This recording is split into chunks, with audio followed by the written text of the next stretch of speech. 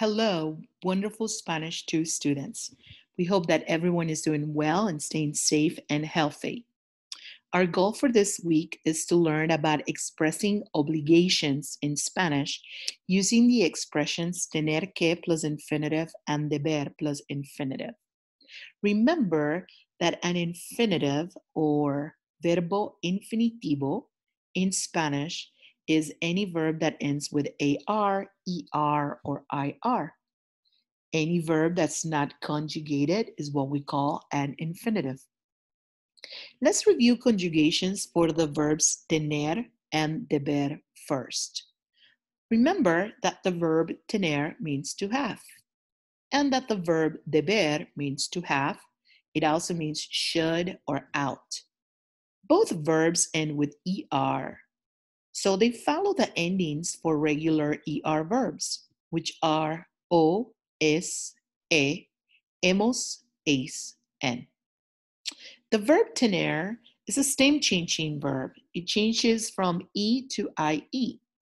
So that's why you would see that for some of its forms, the beginning is ten, and for some others, the beginning is tien. The verb deber is a regular verb. So if I take the ER out, I'm left with the stem. The stem is deb, and it's the same for all forms of this verb. Now that we have reviewed conjugations, I want to talk to you about the controversy of knowing when to use tener que and deber to express obligations. I just want to point out that whenever you're expressing obligations, you need to make sure you add the word que after the verb tener. Otherwise, your sentence would not make sense. Let's start first with what our book says. Our book says that we are going to be using the expressions tener que plus infinitive and deber plus infinitive when we wish to express what someone has to do or is obligated to do. Whereas tener que plus infinitive indicates what someone has to do, deber plus infinitive implies more of a formal obligation or what someone should do. There are two examples. The first one, tengo que poner la mesa. I have to set the table. Maybe your parents are requiring you to do this as one of your chores. It's an external obligation. You're not choosing to do this, you're being asked to do this.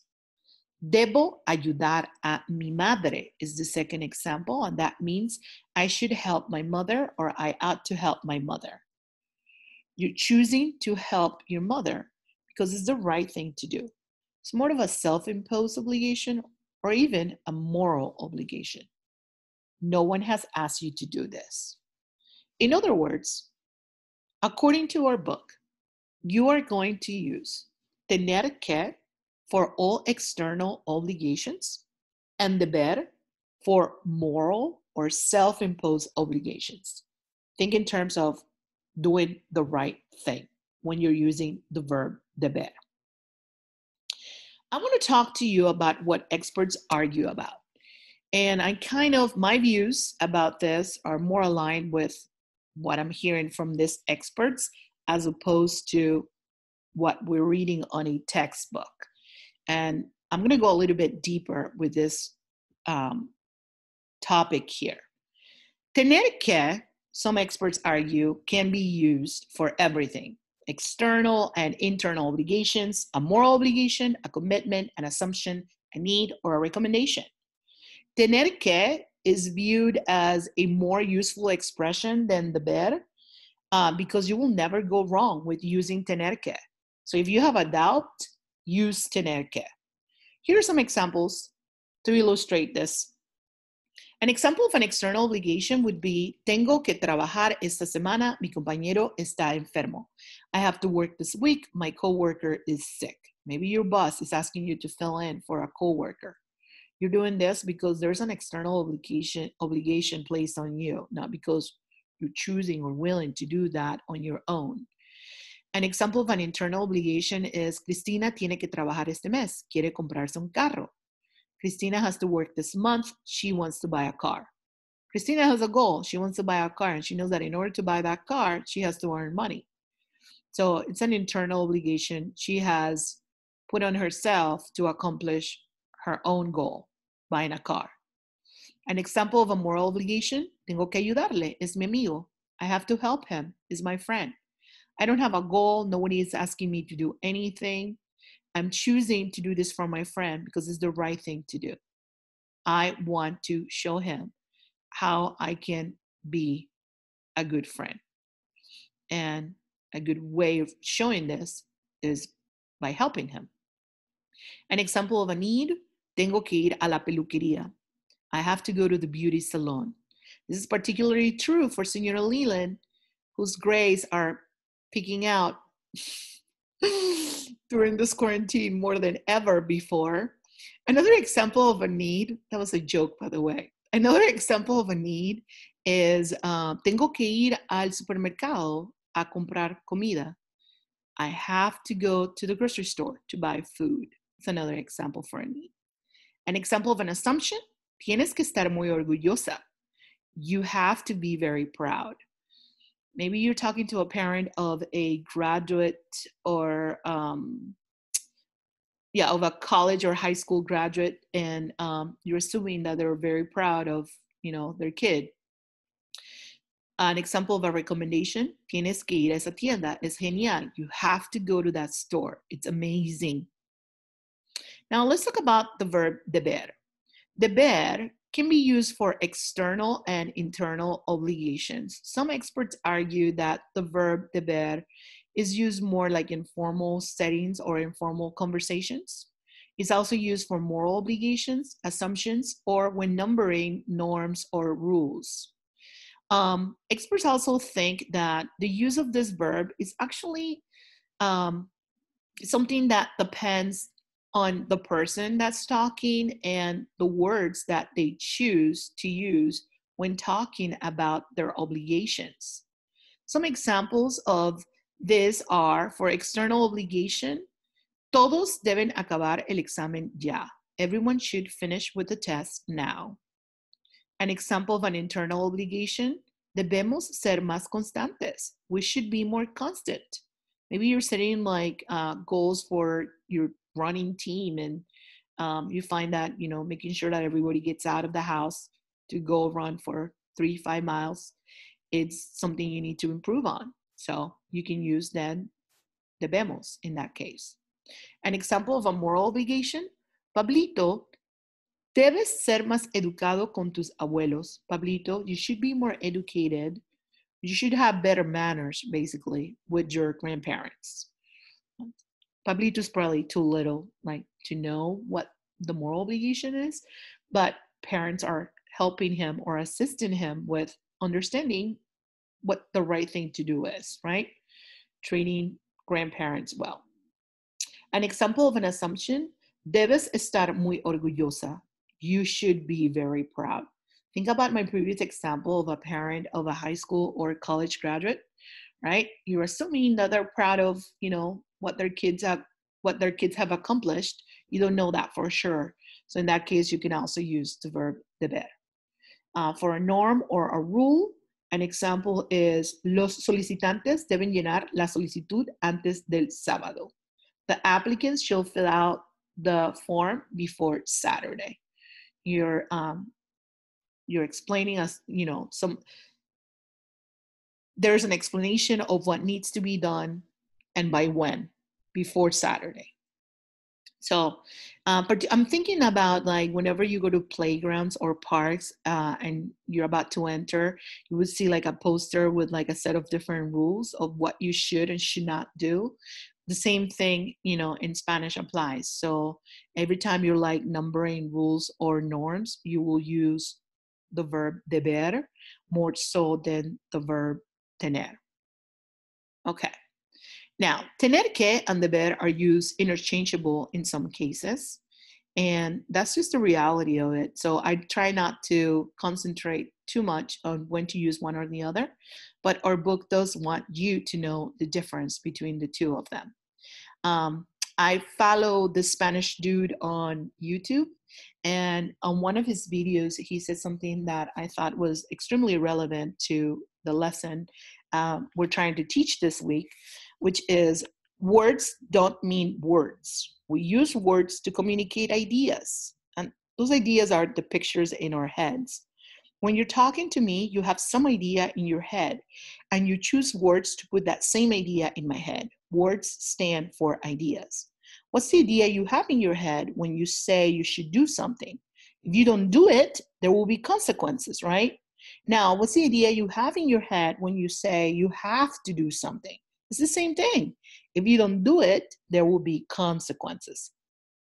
Now, having said that, for the purpose of the activities that we'll be assigning this week, we want you to keep in mind that you are going to be using tener que for external obligations, and that you are going to be using deber for moral or self-imposed obligations. Think about in terms of what's the right thing, right? So activity number 6 on page 254 of your textbook has 6 different sentences requiring you to use either tener que or the verb deber. Sentence number 1 is, mi abuela tiene mucho que hacer en la cocina. Yo debo ayudarla. My grandmother has a lot to do in the kitchen. I should help her. Again, that's a moral obligation. That's the right thing to do. So I'm using the verb deber. And when using the verb deber, I need to make sure I conjugate it correctly for yo. So it will be yo debo. Number 2, mañana hay un examen de matemáticas. Nosotros tenemos que estudiar mucho hoy. Tomorrow there's a math test. We have to study a lot today. This is an external obligation, so I'm going to be using tener que and conjugate it for nosotros. That is going to be tenemos que. Number 3, mañana viajo a Colombia. Tengo que salir temprano. Tomorrow I travel to Colombia. I have to leave early. Again, this is an external obligation because I'm talking about myself. When I conjugate tener que, I'm going to conjugate it in the first person, yo. So that's tengo que salir temprano. Number 4, si quieres comida caliente en 5 minutos, debes usar el microondas, el horno microondas y no la estufa. If you want warm food or hot food in 5 minutes, you should use the microwave and not the stove. This is more about like doing the right thing, right? Sometimes I think the use of the verb deber relates to common sense. But you know what they say about common sense, that there's no such thing because it's so common, right? So in that case, you will use deber, and deber is conjugated in the you informal form. So like tú debes for this particular sentence. Number 5, ustedes deben tomar 8 vasos de agua todos los días. Es muy importante. You should drink 8 glasses of water every day. It's very important. What's the right thing to do in terms of having a good health, right? Drinking 8 glasses of water. So because of that, I'm using the verb deber. And number 6, estas servilletas están sucias. Tú no debes ponerlas en la mesa. These napkins are dirty. You should not put them on the table. Again, what's the right thing to do? Here, not to put dirty napkins on the table. Throw them away. So because of that, you're using the verb deber, and you're conjugating that verb for tú. Tú no debes. On the same page, you have another activity, activity number 7. And for this activity, they are asking you to create sentences using the following cues and adding the appropriate form of either deber or tener que according to what fits logically. And they're giving you a model there in parentheses. Notice how they are giving you like the subject so that you know how to conjugate each verb. So for number 1, I started with ellos and then blank and then ayudar a su madre. So it's they should help their mom. So again, this is like more of a moral obligation or self-imposed obligation, doing the right thing. So I'm using the verb deber. Ellos deben ayudar a su madre. For number 2, you have mi hermana in parentheses. So that's what I started with. Mi hermana, and then llamar a nuestra abuela. My sister should call our grandma. Again, it's a self-imposed obligation. It's the right thing to do. It's the moral thing to do. So we're using the verb deber. Number 3, Yo tengo que poner los platos sucios en el lavaplatos. I have to put the dirty dishes in the dishwasher. That's an external obligation. So we're using tener que. Conjugated for yo is yo tengo que. And number 4, tú debes cerrar siempre la puerta del refrigerador. You should always close the door of the refrigerator. This is kind of like, the common sense part I was talking to you about. Like no one in their right mind will leave the refrigerator door open, right? So in that case, Alexa, stop. I apologize for Alexa interrupting my lesson. So in that case, you're going to be using the verb deber. Tú debes cerrar siempre la puerta del refrigerador. We have some activities assigned for you for the rest of the week, and I hope that this video was extremely helpful in getting you to understand the difference between tener que and deber. It's not an easy concept to grasp, especially when there's so much controversy around this particular concept, right? We'd like to thank you for watching this video, and be good, be well, stay positive. All right, take care. Bye.